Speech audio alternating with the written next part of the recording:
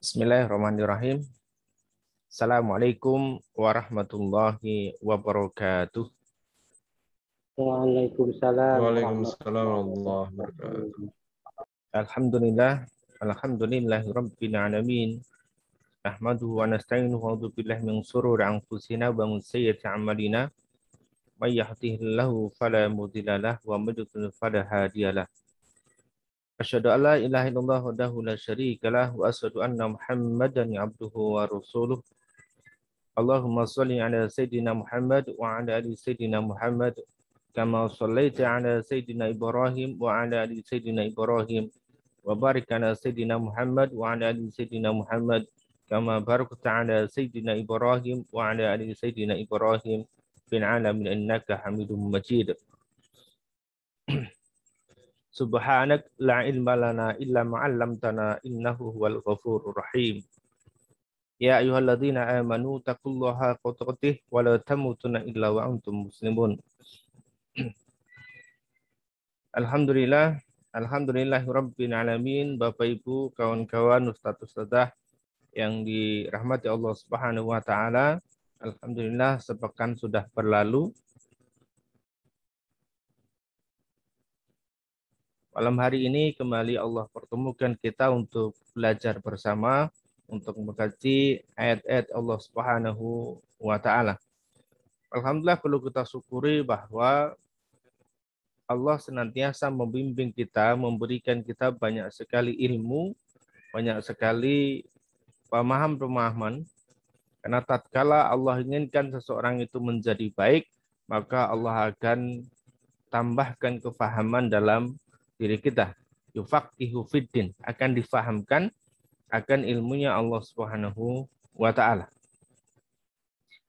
Nah, Bapak Ibu, kawan-kawan, saudara-saudara, malam hari ini kita mengambil tema tentang ketika Allah hadirkan pertolongannya, karena memang beberapa pekan terakhir banyak sekali yang berkonsultasi terkait bahwa seolah-olah pertolongan Allah itu jauh, seolah-olah Allah belum hadirkan, belum menjawab apa yang didoakan oleh kawan-kawan kita.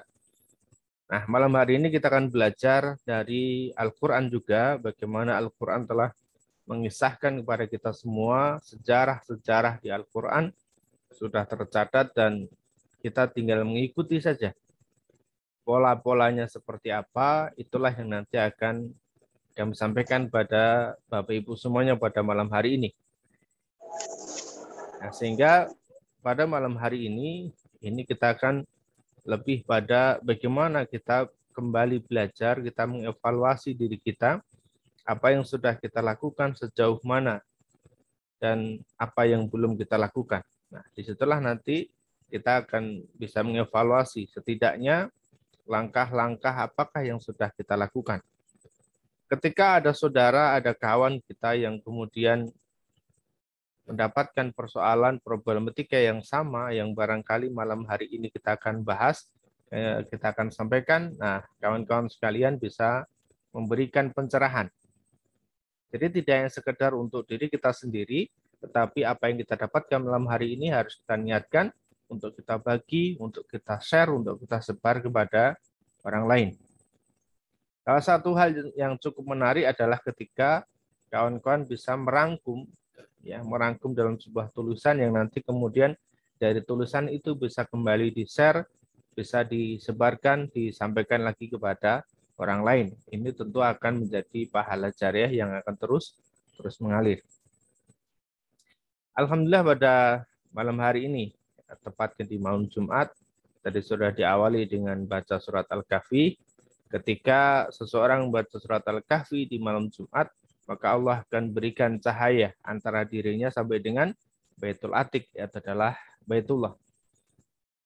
Alhamdulillah di awal tahun kita mendapatkan kabar cukup gembira bahwa ada beberapa saudara-saudara kita yang sudah berangkat ke Baitullah meskipun baru diawali oleh para leader-leader, ya, para leader-leader yang mereka sudah mulai merasakan bagaimana bisa ibadah di Baitullah, melaksanakan umroh di Baitullah, bisa sholat di Masjid Nabawi dan sebagainya.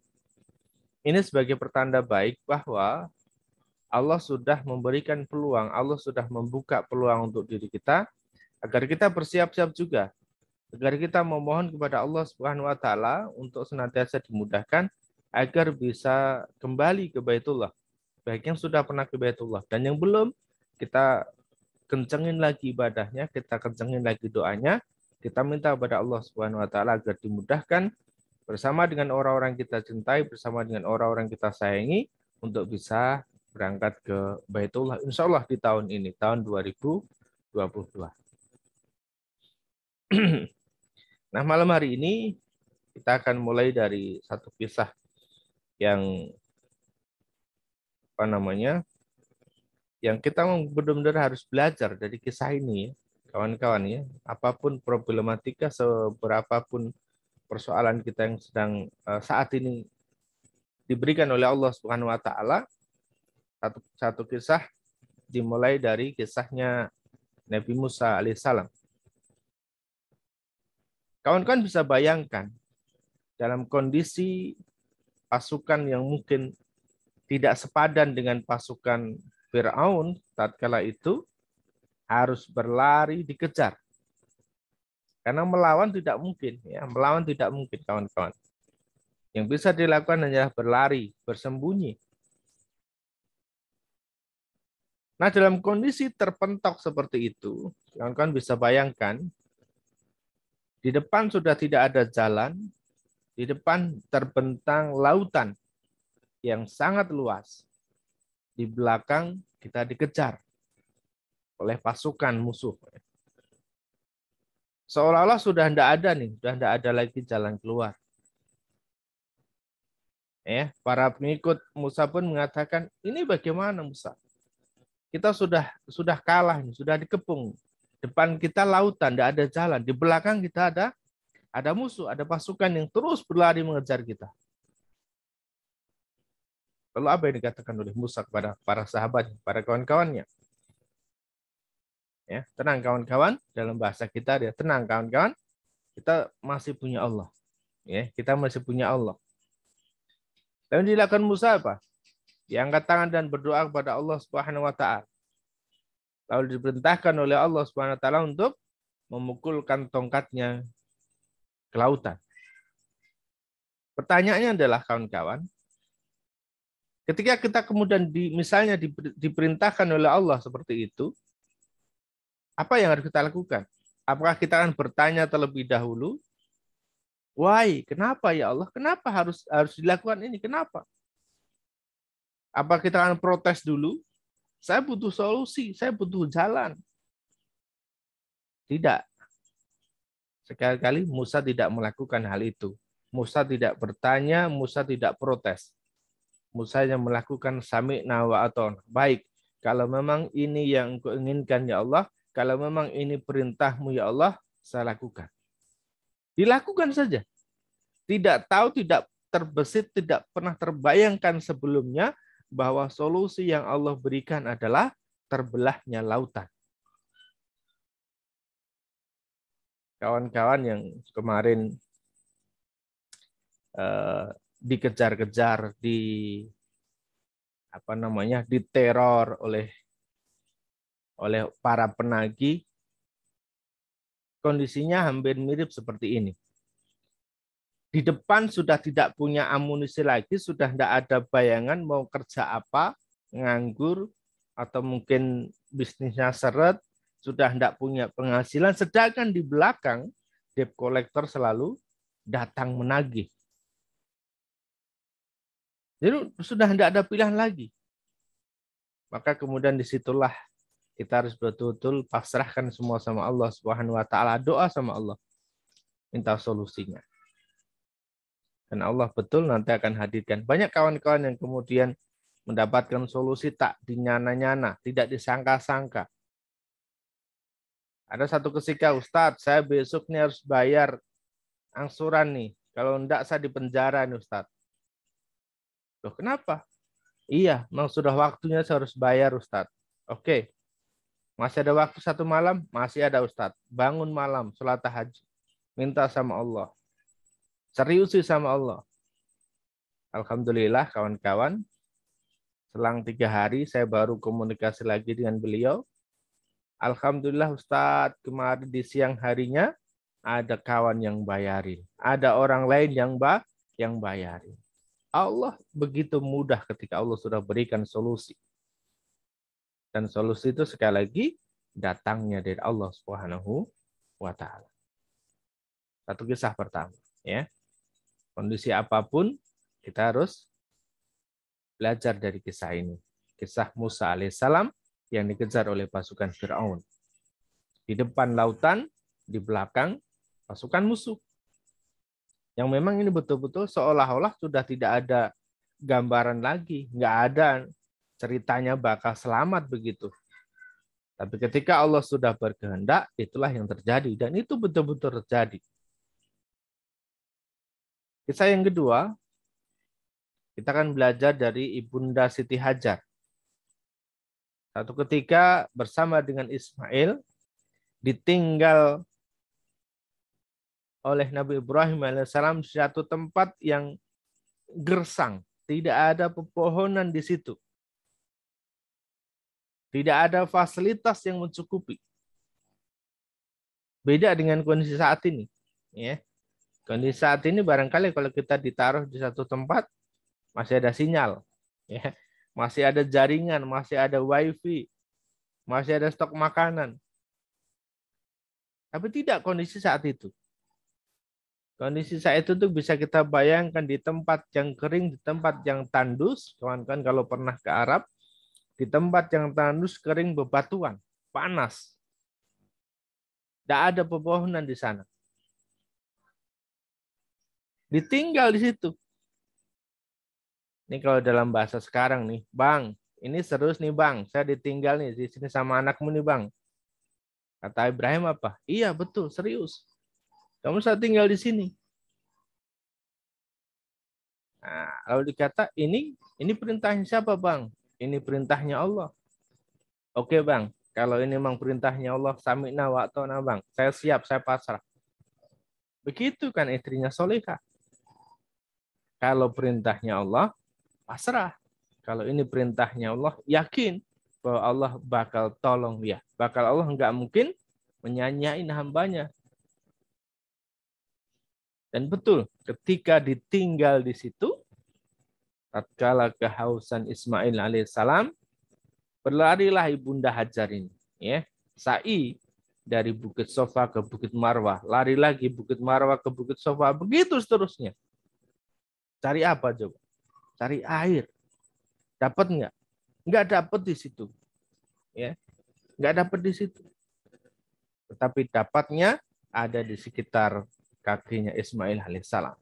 Yang kemudian muncullah air yang sangat banyak dan kemudian dikatakan itu adalah air Zam-Zam dan hingga saat ini airnya masih ada. Masya Allah ya.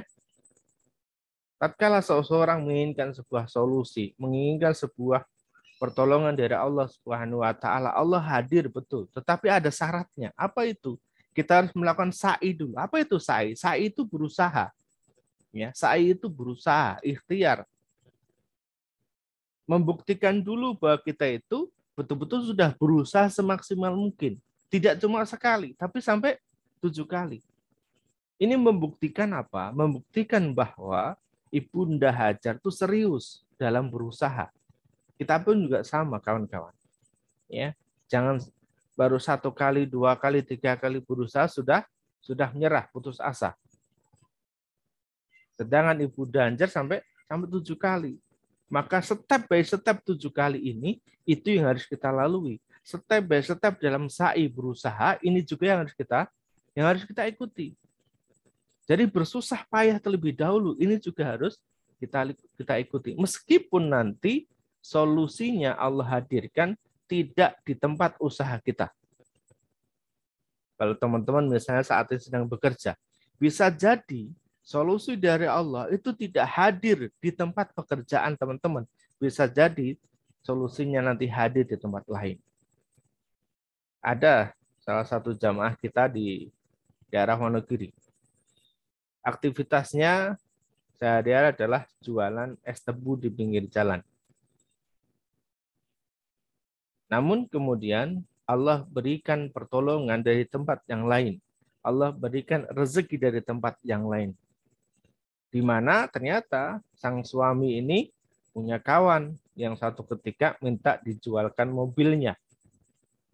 Atas izin Allah ternyata mobil itu terjual dan dapat komisi.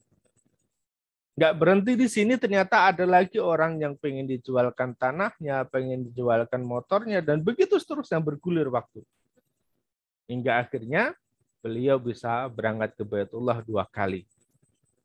Dapatkan pertolongan dari Allah Subhanahu wa taala. Tidak dari tempat dia jualan es, tetapi dari tempat yang lain.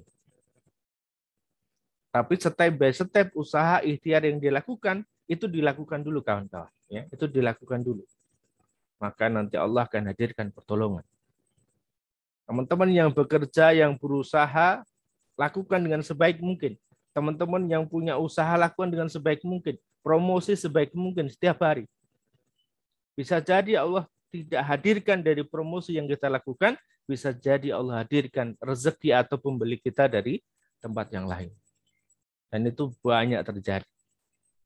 Bisa jadi promosi yang kita lakukan hari ini, itu tidak membuahkan hari ini, tetapi bisa jadi membuahkan hasil di bulan depan. Di bulan depannya lagi. Sebagai satu contoh kawan kita dari Bandung. Yang beliau satu ketika beliau masih sukses, masih jaya, beliau sering jalan-jalan ke luar negeri. Nah, saat di sana beliau datang salah satu kota, misalnya beliau pernah ke Dubai. Di Dubai beliau menyebarkan kartu nama. Buat orang-orang yang ditemui, dia sebarkan kartu nama. Itu sudah sekian tahun yang lalu. Tetapi apa yang dilakukan saat itu ternyata berguna di saat ini. Saat beliau sedang punya hutang, Allah hadirkan seseorang yang baik hati dari Dubai mengirimkan uang senilai 600 juta untuk melunasi hutangnya. Usaha ikhtiar lakukan dulu dengan maksimal. Baik ya, ini kisah kedua. Kisah ketiga, kawan-kawan, Bapak Ibu, Ustadz-Ustadzah, kita bisa belajar dari kisahnya Nabi Yunus alaihissalam. Nabi Yunus berdakwah tidak didengarkan oleh umatnya. Dia ngajar kebaikan ke sana kemari, tidak digubris. Tidak ada orang yang mengikuti beliau. Hingga kemudian muncullah rasa kecewa, rasa putus asa. Hingga Allah mau menurunkan bencana ke kaumnya. Dan kemudian beliau lari meninggalkan kaumnya. Padahal kaum yang dia tinggalkan itu sebelum Allah turunkan bencana kepada mereka, kemudian mereka betul-betul bertobat. Semuanya bertobat kepada Allah Subhanahu wa taala. Orang yang menyeru sudah pergi, ternyata umatnya malah bertobat kepada Allah Subhanahu wa taala. Apa yang terjadi dalam pelarian Nabi Yunus ini? Naik kapal. Ternyata ada bahtera, ada ombak, ada gelombang. Dicek, dievaluasi, ternyata muatan kapal itu kelebihan 1 orang. Mau nggak mau harus dikurangi 1. Kalau tidak akan membahayakan seluruh penghuni kapal. Diundilah saat itu. Yang muncul nama Yunus. Diundi lagi, yang muncul nama Yunus lagi. Diundi lagi yang ketiga, muncul lagi nama beliau. Ya sudah, tidak ada pilihan lain. Akhirnya dilemparlah Yunus ini ke dalam lautan. Yang kemudian dimakan oleh ikan paus dalam kisah itu. Kawan-kawan, kondisi ini sangat menakutkan. Kita bisa bayangkan. Di dalam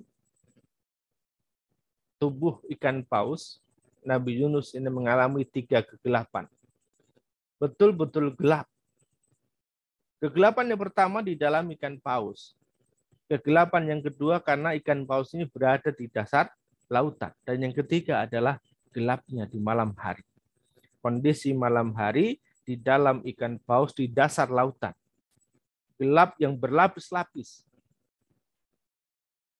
Kondisi kita mungkin barangkali ketika tidak menemukan jalan, itu barangkali hanya digelap satu lapis saja, atau gelap dua lapis. Belum seperti yang dialami oleh Nabi Yunus alaihissalam. Berada di tiga lapis kegelapan sekaligus. Saat itu sudah pasrah. Ya Allah, pasrah. Ya. Pasrah, kemudian saat pasrah, mohon ampun sama Allah, baru kemudian Allah berikan pertolongan. Saat apa itu? Saat Nabi Yunus pasrah dan mohon ampun sama Allah. Saat kita berada di kegelapan, di puncak-puncaknya kegelapan, kita diminta Allah untuk melepaskan dunia dan mohon ampun sama Allah. Lepaskan dunia dan mohon ampun sama Allah. Nah, yang kadang jadi problem kawan-kawan adalah kita itu tidak mau melepaskan. Seolah-olah kita tuh sanggup nih nyelesain kita punya masalah. Seolah-olah kita sanggup. Ternyata nggak sanggup. Tetapi saat kita bilang kita nggak sanggup, itu pun kita nggak mau lepasin itu masalah. Sekali lagi, keadaan kita seringkali tidak mau melepaskan itu masalah. Kita pegang erat itu masalah. Seolah-olah kita sanggup, padahal sudah. Lepaskan itu semua. Kita nggak akan sanggup nyelesain. Ini sudah menjadi urusannya Allah. Kita lepaskan saja, dan biarlah Allah yang menyelesaikan. Bagaimana caranya? Otak kita nggak akan sanggup mikir gimana caranya. Biarkan Allah saja yang berpikir. Allah tidak sekedar bisa berpikir, tetapi Allah juga bisa mengeksekusi. Sebagaimana Allah mengeksekusi membelah lautan. Ini luar biasa. Sebagaimana Allah mengeksekusi datangnya air, sumur, yang hingga saat ini airnya masih ada. Begitu juga sama sebagaimana Allah bisa mengeksekusi Nabi Yunus di dalam tiga kegelapan dan kemudian dikeluarkan dari kegelapan tersebut. Apapun persoalan kita kawan-kawan, tatkala kita betul-betul kembalinya kepada Allah, tatkala betul-betul kita berpasrahnya kepada Allah, kita lepaskan masalah kita itu, kita lepaskan dunia ini, sudah. Allah biar yang mengurus dunia ini. Rumah kita hilang tidak apa-apa. Kendaraan kita hilang tidak apa-apa. Orang-orang membenci kita tidak apa-apa. Asalkan apa? Asalkan Allah masih sayang dengan diri kita. Asalkan Allah masih menemani dalam ikhtiar kita. Asalkan Allah terus bersama dengan diri kita. Tidak masalah. Semua orang membenci kita. Semua orang tidak suka dengan diri kita. Semua orang mencemooh diri kita. Tidak masalah, tidak apa-apa. Karena memang kondisi kita seperti itu. Kita pasrahkan semuanya. Saat itulah kemudian Allah akan angkat derajat kita. Saat itulah kemudian Allah akan hadir memberikan pertolongan untuk diri kita. Kemudian kisah yang keempat. Kisah yang keempat, sebagaimana Ibrahim alaihissalam ketika mau dibakar,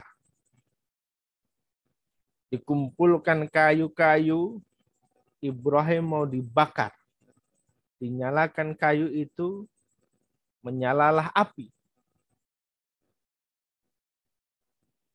Allah tidak kemudian mematikan api tersebut.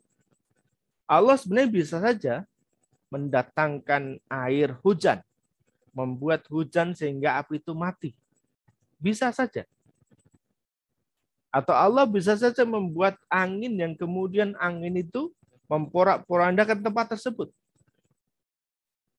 Tetapi tidak dalam kondisi ini. Allah cukup membuat api itu menjadi dingin. Sekali lagi kawan-kawan, Allah tidak datangkan air hujan. Allah tidak hadirkan angin. Tetapi Allah buat api yang tadinya panas itu menjadi dingin. Kawan-kawan, tatkala kita ada persoalan, tatkala kita betul-betul menghadapi masalah, bisa jadi pertolongan dari Allah itu bukan menghilangkan masalahnya. Bukan mengangkat persoalannya, bukan. Tetapi solusinya adalah Allah ringankan beban. Allah ringankan itu masalah, Allah ringankan itu persoalan. Sehingga saat kala kita itu menghadapi masalah itu terasa ringan. Nggak berat lagi. Jadi bukan berarti kemudian solusinya Allah hilangkan itu masalah. Bukan. Tidak harus seperti itu. Contoh. Nah, ini dari kawan kita ya. Ustadz, saya besok mau ditagih nih. Oke, tagih. Nggak masalah. Emang tugasnya dia nagih. Emang kita punya kewajiban. Tapi dia suka bentak-bentak Ustadz. Iya emang tugasnya debt collector begitu. Mohon maaf ya para debt collector. Emang tugasnya begitu. Ketika dulu saya masih bekerja di sales, dari sales motor, kawan-kawan saya debt collector semua. Kawan-kawan saya preman semua. Tampang mereka gimana? Tampang mereka ganas-ganas. Karena memang tugas mereka nakut-nakutin. Tugas mereka mengancam. Agar apa? Agar para nasabah mau bayar. Itu tugas mereka. Mereka dibayar dari kantor itu bukan nakut-nakutin. Terus gimana Ustadz? Ya sudah, hadapi. Hadapi dengan baik, senyum, sapa mereka, bikinkan kopi, bikinkan teh. Tapi mereka masih tetap marah gimana Ustadz? Ya sudah, nggak apa-apa. Itu tuh sekali lagi tugas mereka. Terus tugas kita bagaimana? Tugas kita baik-baikin mereka. Tugas kita baik-baikin Allah. Allah tidak hindari atau Allah tetap datangkan orang tersebut ke rumahnya, tetapi Ustadz, sekarang nih yang datang ramah. Beda dengan kemarin.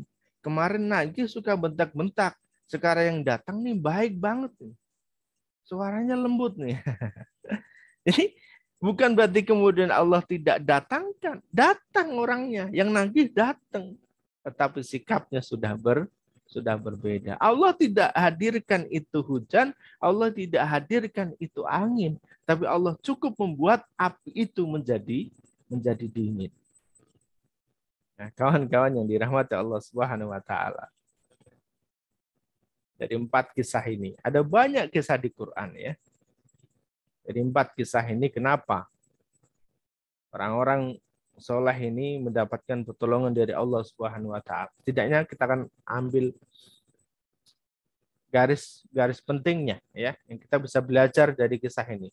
Yang pertama adalah mereka tatkala ingin ditolong oleh Allah Subhanahu wa taala atau ketika Allah itu datang dengan pertolongannya, syarat pertama adalah mereka satu yakin kepada Allah Subhanahu wa taala total ya, tidak setengah-setengah ya. Total punya yakin bahwa Allah ini bakal datang nolong. Ya, nggak setengah-setengah. Nah, kadang kita itu keyakinannya cuma setengah-setengah. Ya, kita nggak bisa total. Kenapa? Masih melihat saya kotor lah, masih melihat pekerjaan saya beginilah, saya masih melihat bahwa kita masih punya banyak amanah dan sebagainya. Tidak, Allah tidak melihat itu. Seorang pendosa sekalipun, kalau kemudian mereka mau datang kepada Allah, Allah terima kok. Mereka tobat, Allah terima kok, Allah ampuni kok. Ya. Kita datang kepada Allah, pengen minta tolong, Allah datang juga kok. Ya. Maka yakin bahwa Allah bakal nolongin kita. Sebagaimana diri kita tatkala berada di tempat yang gelap, di malam hari, tidak ada kawan. Ya, teman-teman silakan bayangkan. Teman-teman berada di tempat yang gelap, di malam hari, tidak ada kawan dan tidak ada seorang pun. Dan apapun bisa terjadi saat itu. Bisa datang binatang buas, bisa datang ular, bisa datang buaya, dan apapun bisa datang kejadian saat itu. Dan saat itulah kemudian fokus kita hanya kepada satu, yaitu Allah Subhanahu wa taala. Atau siapa yang akan kita panggil, atau siapa yang akan kita mintai pertolongan saat kondisi seperti itu. Nah, ketika jawabannya adalah Allah, maka kita sudah yakin 100% kepada Allah Subhanahu wa taala. Tapi tatkala dalam kondisi seperti itu kita masih membutuhkan bantuan dari orang lain, bantuan dari kawan-kawan kita, maka serius. Berarti belum 100% kita yakin sama Allah Subhanahu wa taala. Dan kawan-kawan yang sudah ditolong oleh Allah di masa saat ini, itu semua karena mereka juga yakin total sama Allah 100%. Bukan setengah-setengah ya. Yang kedua, mereka melakukan perintahnya Allah Subhanahu wa taala. Apa yang diperintahkan oleh Allah, sami'na wa ata'na, enggak protes. Enggak pernah tanya kenapa, why, enggak ya. Langsung dilakukan. Allah perintahkan begini, oke. Jalankan. Kalau memang ini perintahnya Allah, siap, saya lakukan. Nah, kawan-kawan kadang milih-milih ya. Yang diperintahkan Allah apa, yang mudah dilakukan, yang menurut kita belum bisa kita lakukan, tidak dilakukan. Ya. Padahal kata Allah, jangan pilih-pilih, lakukan semua. Apa yang Allah perintahkan. Dan kebalikannya yang nomor 3 itu adalah menjauhi larangannya. Jadi lakukan perintahnya, jauhi larangannya. Sebagaimana Allah SWT sebutkan di surat Al-Baqarah ayat 186. Katakanlah Muhammad, ketika engkau ditanya di manakah aku, katakan bahwa aku dekat. Aku Allah dekat, dan Allah akan mengabulkan setiap doa, setiap permintaan. Allah akan hadir dengan pertolongannya. Kepada siapa? Kepada yang membutuhkan. Syaratnya apa? Mereka lakukan perintahnya Allah, jauhi larangannya, dan mereka beriman kepada Allah Subhanahu wa taala. Al-Baqarah 188. Nanti bisa dibuka ya. Yang keempat, kemudian ketika pengen Allah datangkan pertolongan, angkat tangan, doa sama Allah. Angkat tangan, doa sama Allah. Karena mungkin kita merasa bahwa masalah kita cukup besar, kita malu sama Allah, sehingga kita pun ogah ataupun enggan untuk mengangkat tangan, minta ampun sama Allah. Padahal ini perintahnya Allah. Ud'uuni astajib lakum, doalah padaku, mintalah padaku, apapun masalahmu. Ya, di hadis disebutkan bahkan mintalah meskipun cuma perkara soal sendal hilang. Meskipun cuma soal garam. Kita minta pada Allah. Ya, doa sama Allah. Ya Allah. Nangis, kalau nangis, kalau pengen nangis, nangis saja sama Allah. Tidak apa-apa. Ya. Ya Allah, saya butuh pertolongan Engkau ya Allah. Saya besok harus bayar hutang ya Allah. Amanah saya banyak ya Allah. Minta solusi, minta bimbingan ya Allah. Begitu. Doa sama Allah. Jangan takut. Yang kelima yaitu adalah kita husnudzon sama Allah. Ketika diperintahkan apa perintahnya, itu yang dilakukan. Tidak pernah protes. Ya, tidak pernah protes. Karena yakin apapun keputusannya Allah, itulah yang terbaik untuk diri kita. Apapun yang Allah inginkan, itulah yang terbaik untuk hambanya. Untuk orang-orang yang betul-betul beribadah kepada Allah Subhanahu wa taala. Untuk orang-orang yang sudah 100% yakin kepada Allah Subhanahu wa taala. Apapun keputusannya, itulah yang terbaik. Kalaupun memang masalahnya belum Allah selesaikan saat ini, bisa jadi di esok hari. Kalaupun Allah belum hadirkan pertolongan saat ini, bisa jadi esok hari. Tatkala doa kita belum dijawab oleh Allah, bisa jadi karena Allah pengen agar kita senantiasa berdoa kepada Allah Subhanahu wa taala tanpa henti. Karena tatkala kita doa, itu adalah merupakan bagian dari ibadah kepada Allah Subhanahu wa taala. Tatkala seseorang doa, itu adalah merupakan penghambaan kepada Allah Subhanahu wa taala. 5 ya tadi ya. 1 pertama, yakin sama Allah. Yang kedua, lakukan perintahnya. Yang ketiga, jauhi larangannya. Yang keempat, doa nih sama Allah. Yang kelima, husnudzon billah, berbaik sangka kepada Allah Subhanahu wa taala. Inilah yang dilakukan oleh orang-orang soleh zaman dahulu, oleh para nabi zaman dahulu, sehingga Allah betul-betul hadir memberikan pertolongan buat mereka. Dan kalau kemudian kita hitung, kalau kemudian kita cek, kalau kemudian kita pengen evaluasi apa yang sudah terjadi di era zaman dulu para sahabat, para nabi, kawan-kawan kita sekalian, itu dijamin dibanding dengan era kita saat ini, tentu masalahnya belum seberat di masa lalu. Kawan-kawan, Bapak Ibu, Ustadz-Ustadzah yang dirahmati Allah Subhanahu wa taala, Malam hari ini kita belajar dari 4 kisah dulu. Insya Allah lain waktu kita akan sambung lagi dengan kisah-kisah yang lain. Mudah-mudahan dari 4 kisah ini betul-betul sudah bisa mengangkat, menggugah diri kita untuk bangkit. Yuk kita bangkit, yuk kita bangun, sholat, yuk kita bangun, berdiri, doa sama Allah Subhanahu wa taala. Lakukan perintahnya, jauhi larangannya, dan yakin Allah akan hadir dengan pertolongannya. Wabillahi taufiq wal hidayah. Assalamualaikum warahmatullahi wabarakatuh. Waalaikumsalam. Waalaikumsalam warahmatullahi wabarakatuh.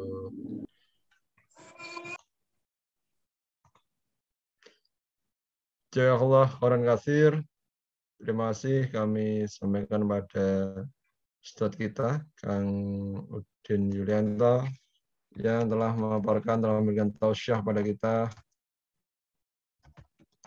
terkait bagaimana Allah hadirkan pertolongan kepada hamba-hambanya, termasuk kita. Ya.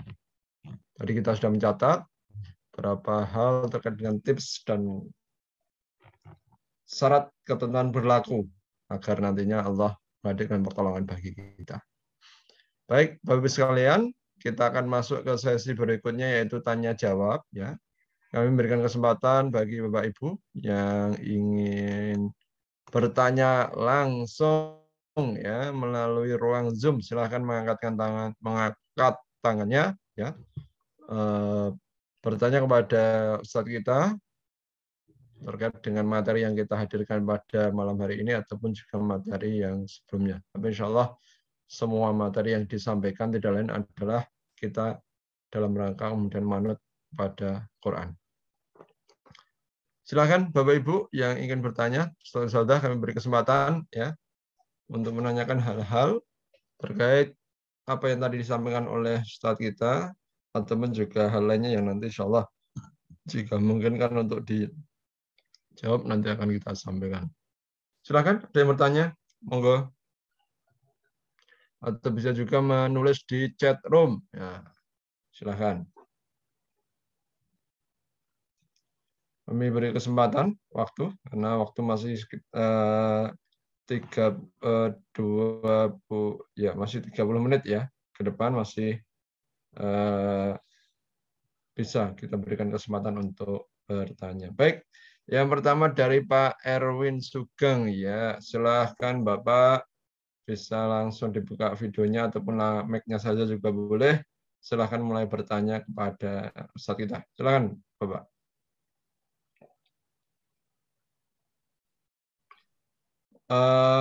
Mic-nya masih di mute Bapak. Ya maaf Pak Ustadz. Baik, assalamualaikum warahmatullahi wabarakatuh. Waalaikumsalam warahmatullahi wabarakatuh. Saya joinnya agak telat karena baru pulang. Jadi intinya sih saya pengennya begini, menanyakan beberapa poin Pak Ustadz.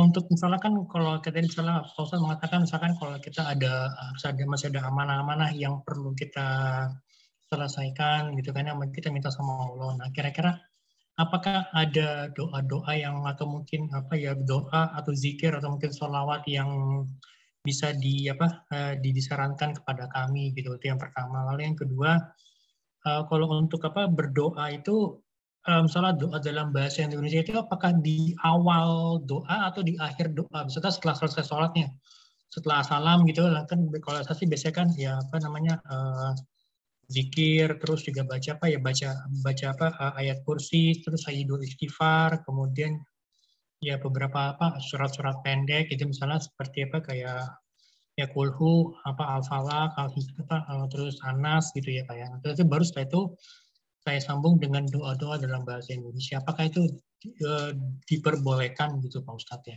Itu aja dari saya. Baik, terima kasih banyak. Assalamualaikum warahmatullahi wabarakatuh. Waalaikumsalam warahmatullahi wabarakatuh. Baik, silakan langsung saja Kang Udin untuk menjawab pertanyaan dari Pak Erwin Sugeng. Silakan. Ya.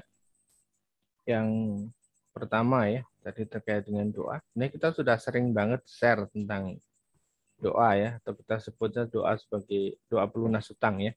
Nanti kita akan share lagi barangkali kemarin ada yang terlewat ya. Doanya Allahumma inni a'udzubika minal hammi wal ghazan wa a'udzubika min ajzi wal kasal wa a'udzubika minal jubni wal bukhl wa a'udzubika min ghalabati daini wa qahri rijal. Ini banyak redaksi tapi saya paling suka yang redaksi ini ya. Nanti kita share insyaallah ya. Saya paling suka ini ya. Allahumma inni a'udzubika minal hammi wal ghazan wa a'udzubika minal ajzi wal kasal wa a'udzubika minal jubni wal bukhl wa a'udzubika min ghalabati daini wa qahri rijal ya. Ini yang terakhir ini dari hutang dan juga orang yang jahat, penagih yang kasar kepada kita ya.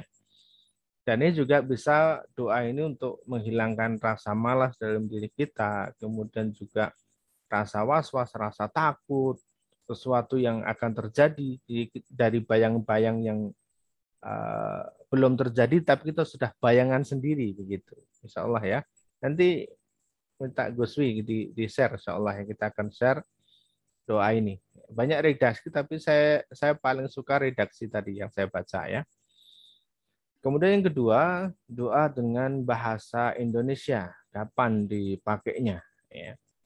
Ini boleh kapan saja. Kalau tadi zikir-zikir sudah dilakukan di depan, sholawat, karena memang sebelum kita doa itu, kata Nabi, iringi doamu itu dengan kebaikan, dengan amal soleh. Amal soleh itu apa? Amal soleh itu termasuk sedekah, termasuk baca Quran, termasuk baca zikir, termasuk nolongin orang, termasuk sholawat. Nah, itu adalah termasuk amal-amal soleh. Sebelum kita doa. Maka sering kita sampaikan kepada teman-teman, ketika teman-teman sedekah subuh, doa. Habis sedekah subuh, doa. Ketika teman-teman habis baca Quran, doa. Ketika teman-teman habis zikir, doa. Ya, karena itu kaidahnya begitu. Kita beramal soleh dulu, baru berdoa kepada Allah Subhanahu Wa Taala. Atau seperti di surat Al-Fatihah, iyyaka na'budu wa iyyaka nasta'in. Ibadah dulu, baru kemudian meminta kepada Allah Subhanahu Wa Taala. Jadi Pak Irwin silakan ya tadi setelah baca sholawat, baca zikir dan seterusnya itu, baru kemudian terakhir pada doanya tadi ya dengan bahasa Arab ataupun bahasa Indonesia. Bahasa Arab diusahakan untuk paham artinya apa, ya maknanya apa. Jangan sampai kita itu doa tapi nggak ngerti itu maknanya apa atau artinya apa. Mending pakai bahasa Indonesia ya. Nah, seringkali yang jamaah itu cuman amin-amin saja ya. Di doa minta istri, padahal sudah punya istri ya diamin-aminkan saja. Artinya difahami dulu doanya itu apa. Insya Allah seperti itu. Baik, gitu Pak Irwin. Baik, Pak Ustadz. Terima kasih banyak ya, untuk sama-sama, insya Allah. Ya, baik. Terima kasih Pak Irwin untuk pertanyaannya. Kita akan langsung ke penanya berikutnya. Silakan. Bisa dengan mengangkat tangannya, raise ya. Oke. Ini ada Pak Fajar Ariwibowo. Baik, silakan Bapak langsung saja bertanya. Bisa lewat mic langsung atau dibuka juga videonya ataupun langsung boleh. Silakan. Ya, Assalamualaikum warahmatullahi wabarakatuh. Ya, gimana? Untuk masalah riba itu kenapa disebut kenapa itu haram? Kan kalau riba bisa dibilang bunganya kecil. Kalau minjem ke teman, kadang nggak ada bunganya, tapi kan balikinnya lebih gede daripada bunga bank. Maksudnya gimana? Ngembaliin lebih gede gimana? Ini bisa diperjelas lagi. Kalau ke teman kan ibaratnya toleransi. Kita nggak mungkin sedikit kelebihannya. Pasti agak lebih gede. Kalau hitung-hitung, minjem bank. Iya, Masya Allah. Iya, oke. Kenapa ya, Kang? Nah, ini harus dipahami dulu riba itu apa kan begitu. Ini harus dipahami dulu sehingga kita tidak harus menyebut merek ya, kita pinjam ke sana kemari. Kita pahami dulu transaksinya seperti apa. Jadi riba itu secara umum adalah menambah atau memberikan tambahan ya. Memberikan tambahan yang memang itu tidak diperbolehkan dalam Islam. Nah, cara yang gampang adalah ketika kita meminjamnya dalam bentuk uang, cash money, maka tidak boleh dipertambahkan 1 rupiah pun. Kalaupun cash money tadi ditambahkan 1 rupiah, maka 1 rupiah itu masuknya ke ranah riba. Jadi bukan soal besar kecilnya, Pak Fajar ya, bukan soal besar kecilnya, tetapi soal penambahannya tadi itu yang tidak diperbolehkan dalam Islam.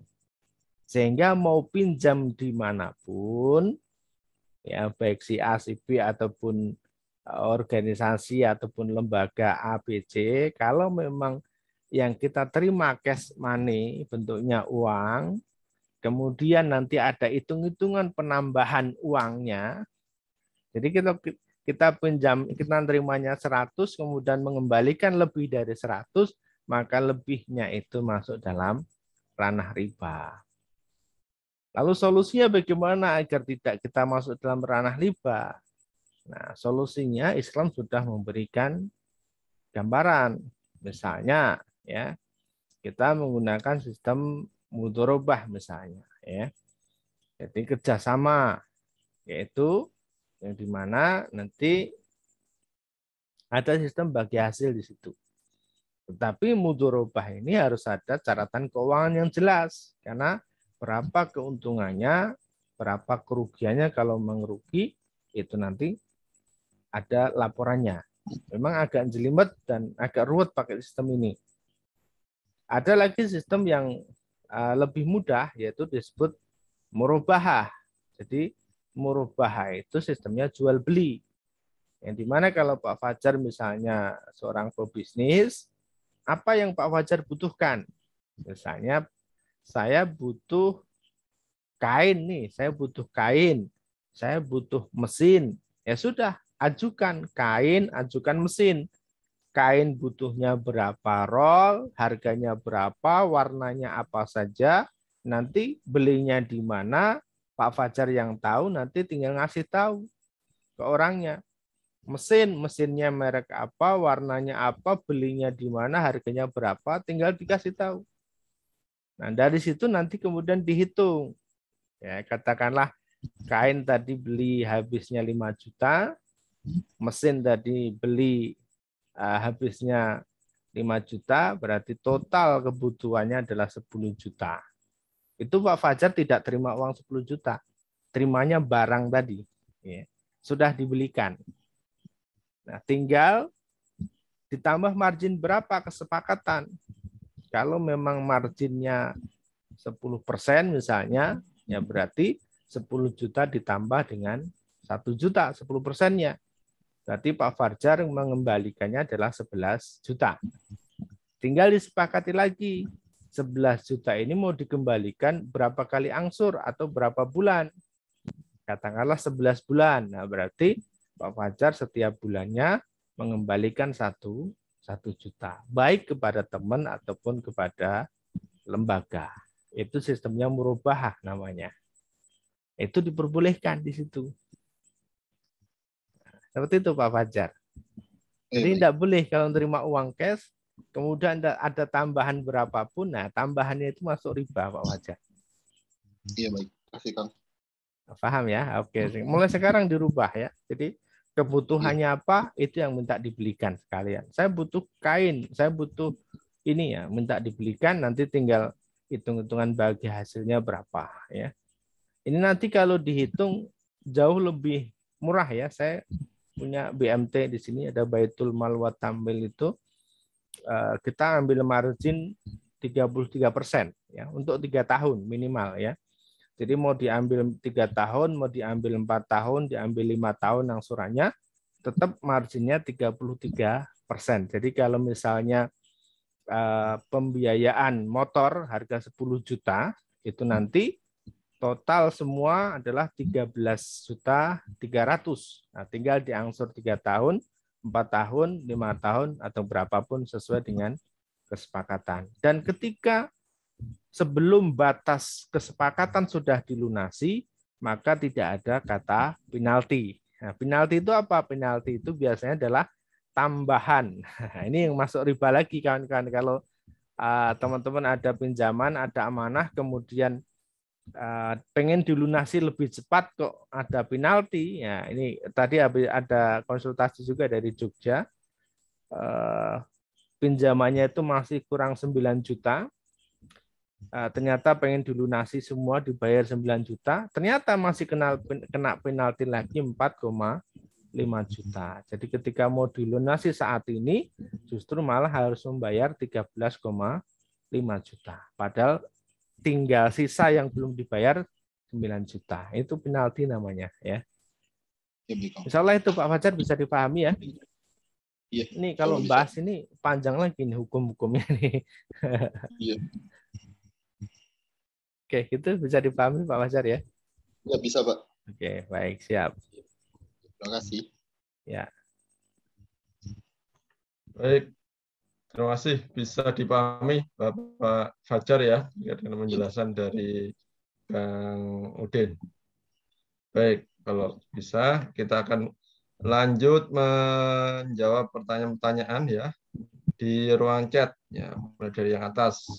Dari Ibu Intan ada Pak Halwani mau angkat tangan ini Pak. Mungkin mana. belum tahu raise hand barangkali ya. Oh ya, Pak Halwani mau bertanya Pak Halwani. Silahkan langsung aja Pak Halwani kalau mau ada yang ditanyakan. Ya mungkin 2 menit lah. Assalamualaikum warahmatullahi wabarakatuh. Waalaikumsalam warahmatullahi wabarakatuh. Terima kasih. Setelah pemaparan dari Pak Ustadz Udin, pertolongan dari 4 kisah yang cukup menggugah hati. Cuman pertanyaan saya, kadang permasalahan itu sangat berat sekali. Saya teringat kisahnya Siti Maryam. Siti Maryam yang mengandung Nabi Isa Al-Masih, Nabi Isa alaihissalam, ya. Dan berdoa dengan doanya di surat Maryam itu, kalau tidak salah, qalat ya laitani mitu qabla hadza wa kuntu nasyam mansiyya. Jadi Siti Maryam ini memilih untuk lebih baik saya mati saja agar tidak dikenal. Aduhai, alangkah baiknya aku mati sebelum kejadian ini sehingga aku tidak diingat dan dilupakan. Jadi apakah boleh kalau kita berat masalah terus kita berdoa dengan ayat ini gitu. Terima kasih. Assalamualaikum warahmatullahi wabarakatuh. Waalaikumsalam warahmatullahi wabarakatuh. Silakan Kang. Ya, jadi begini Pak Halwani. Jadi bukan berarti kemudian berpasrah dan menyerah diri seperti itu, kemudian ingin bunuh diri. Ini kan kemudian diingatkan oleh Allah Subhanahu wa taala bahwa memang bukan begitu. Tenang kan. Nanti itu ada masanya akan hadir pertolongan itu. Memang ini memberikan gambaran bahwa ini Maryam itu ya manusia biasa, sama seperti kita. Ya, mengeluh, kemudian putus asa, ya sama seperti kita. Memberikan gambaran bahwa beliau bukan siapa-siapa, manusia biasa, normal seperti kita. Tatkala ada rasa sedih, kemudian ketika dihina, dicemooh, ya kecewa, itu wajar sama seperti diri kita juga. Namun kemudian Allah hadirkan pertolongannya dengan tenang. Nanti tatkala Isa itu lahir, dia akan menjawab semuanya. Ya. Akan menjawab semuanya. Begitu lahir, dia sudah bisa berbicara. Jadi memang tinggal menunggu waktu. Ya. Ketika kondisi-kondisi seperti ini tadi, ya, ada teman-teman memang kemudian pengen bunuh diri, pengen mengakhiri hidup, ya itu manusiawi. Tetapi coba kembali kita ingat akan kisah-kisahnya Allah Subhanahu wa taala, karena memang ini muncul dengan sendirinya bahwa saya sudah lemah, saya sudah nggak sanggup lagi ya Allah. Seolah-olah menguji keimanan kita kepada Allah Subhanahu wa taala. Tapi tatkala itulah kemudian Allah hadir dengan memberikan pertolongan yang luar biasa. Punya anak dan kemudian anaknya bisa berbicara. Ini luar biasa. Allah jawab keraguan-keraguan itu. Insya Allah Pak Halwani, memang kawan-kawan kita mengalami yang seperti itu. Sampai kemarin ada yang bilang, Ustaz, saya sudah nggak sanggup lagi. Tapi begitu saya cek, coba baca Qur'annya sehari berapa kali?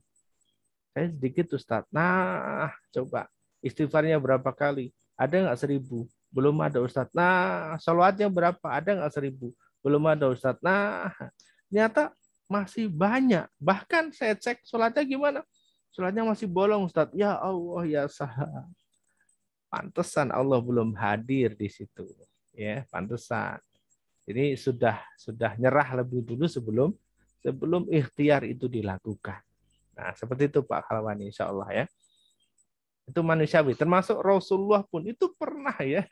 Nabi pun itu juga pernah sedih ketika ditinggal oleh istrinya, ditinggal oleh pamannya Hamzah setelah perang Uhud itu sedih juga sampai menghujat kepada orang-orang Quraisy. Itu pernah juga terjadi, tapi kemudian diingatkan oleh Allah Subhanahu wa ta'ala dan dihibur oleh Allah. Insya Allah begitu Pak Halwani. Terima kasih. Ya. Waalaikumsalam warahmatullahi wabarakatuh. Ya, baik, semoga bisa dipahami ya Pak Halwani ya, apa yang tadi disampaikan oleh Kang Udin. Baik, kita berpindah ke room chat ya Kang ya. Ya, oke. Ada beberapa pertanyaan. Pertama adalah, adakah zikir atau wirid supaya hati tenang dan yakin bahwa Allah akan membantu kita menyelesaikan semua permasalahan? Ya, silakan Kang. Tadi sudah Gus ya. Sudah ya. Ya, Allahumma inni a'udzubika minal hammi wal hazan tadi ya. Nanti ya, bisa di-share Gus. Itu sudah ya. Kita sering share sebenarnya, tapi mungkin terlewat betul, ya. Oke, siap. Baik, kita lanjut. Oke. Baik. Sudah tidak ada pertanyaan lagi kan? Oke ya. Oke, silakan. Mungkin ada yang langsung bertanya ataupun menulis di chat. Kalau tidak ada, kita akan sampaikan closing statement atau penutup dari Kang Udin. Silakan Kang. Ya, oke. Ya, bismillahirrahmanirrahim. Kawan-kawan, Bapak Ibu yang dirahmati Allah Subhanahu wa taala, Ustaz-ustazah, kisah-kisah dalam Al-Qur'an itu adalah merupakan pola ya, kita sebut sebagai pola. Dan kalau memang kita ingin mengikuti pola-pola itu, insya Allah pertolongan Allah itu betul-betul hadir ya. Satu kisah misalnya bagaimana Zakaria ketika itu yang mengasuh Maryam tadi itu, ketika datang menemui Maryam di tempat kholwatnya Maryam, itu sudah tersedia makanan di situ. Ya, sudah tersedia di makanan. Nah, polanya apa? Polanya adalah Maryam selalu pasrah sama Allah, doa sama Allah. Nah, kemudian diikuti juga oleh Zakaria di situ. Ya, di mihrabnya Maryam, sholat, kemudian doa. Dan kemudian dijawablah oleh Allah Subhanahu wa taala, memberikan kabar gembira bahwa Zakaria akan punya anak bernama Yahya. Itu pola ya. Pola. Ketika Maryam didatangin Zakaria, polanya apa? Oh, polanya dia sholat di sini, doa di sini. Diikuti Zakaria. Nah, pola ini kemudian sampai ke dengan kita dikisahkan, karena sampai di Rasulullah, kemudian dikisahkan kepada sahabat, sampai dengan diri kita juga, kita belajar bahwa tempat kita meminta kepada Allah Subhanahu wa taala dari kisahnya adalah lewat sholat misalnya. Berarti kita pun juga bisa ketika sholat kita mohon kepada Allah Subhanahu wa taala agar diberikan solusi-solusi agar hajat-hajat kita dikabulkan oleh Allah Subhanahu wa taala. Di sini kawan-kawan. Di Quran itu pola sekali lagi. Tinggal kemudian kita baca, kita pelajari, polanya kita ikuti. Maka insya Allah disitulah nanti kita akan mendapatkan pertolongan yang sama insya Allah dengan yang sudah dilakukan oleh Allah Subhanahu wa taala kepada para orang-orang terdahulu, para nabi, para sahabat dan seterusnya. Pertolongan Allah itu hadir kepada mereka karena mereka mengikuti polanya, dan kita pun insya Allah juga sama. Ketika melakukan itu akan selesai juga. Satu pola yang diajarkan oleh Rasulullah adalah Rasulullah itu menggunakan Quran untuk menyelesaikan permasalahan yang selama 600 tahun itu belum selesai. bisa diselesaikan oleh Nabi kita Muhammad SAW dengan Al-Quran selama 23 tahun. Masalah 600 tahun selesai dalam waktu 23 tahun. Kalau kemudian kita punya masalah setahun, 2 tahun, 3 tahun, 4 tahun, 5 tahun, atau bahkan lebih sedikit, itu pasti bisa selesai. Kenapa? 600 tahun aja selesai, apalagi yang cuma setahun, 2 tahun. Dengan apa syaratnya? Dengan kita kembali kepada Al-Quran. Dengan cara kita manut kepada Quran. Baca Quran, pahami Quran, amalkan Quran, dan ajarkan lagi kepada orang lain. Balighu ani walau ayah. Insyaallah demikian, Gus. Baik, terima kasih Kang Udin Yulianto yang telah kembali menegaskan tentang bagaimana membangun keyakinan kita atas pertolongan Allah dengan doa kita untuk menguatkan keyakinan kita, menguji kekuatan atas keyakinan kita tadi. Insya Allah ya, kalau itu menjadi hal yang kita jalankan, insya Allah pertolongan Allah akan hadir dengan mudahnya seperti itu. Baik, demikian Bapak Ibu saudara-saudara sekalian, acara kajian online kita pada malam hari ini kembali mengingatkan kita akan pentingnya bagaimana kita selalu mendapatkan pertolongan Allah SWT. Silahkan nanti dikuatkan kembali dengan membaca buku Manut Quran ya. Ada poin-poin yang mungkin bisa kita review lagi, kita ulang lagi untuk menguatkan keyakinan kita. Baik, kita akan masuk ke acara berikutnya, yaitu penutup. Namun sebelumnya saya mengingatkan kepada Bapak Ibu untuk tetap standby ya di kajian kita setiap malam Jumat ya. Silakan bersiap untuk hadir dan menyiapkan pertanyaan-pertanyaan terbaik untuk semakin memahamkan hakikat kita memahami manut Quran ini. Baik, mari kita tutup pertemuan kita atau kajian kita bersama-sama dengan doa penutup majelis. Subhanakallahumma wa bihamdika asyhadu alla ilaha illa anta astaghfiruka wa atubu ilaik. Alhamdulillahirabbil alamin. Terima kasih sudah mengikuti kajian online ini dan selamat berjumpa kembali di pekan berikutnya. Dari saya, mohon maaf jika ada kekurangan dan kekeliruan. Billahi taufiq wal hidayah wa ridha wa inayah. Assalamualaikum warahmatullahi wabarakatuh. Waalaikumsalam warahmatullahi wabarakatuh. Terima kasih.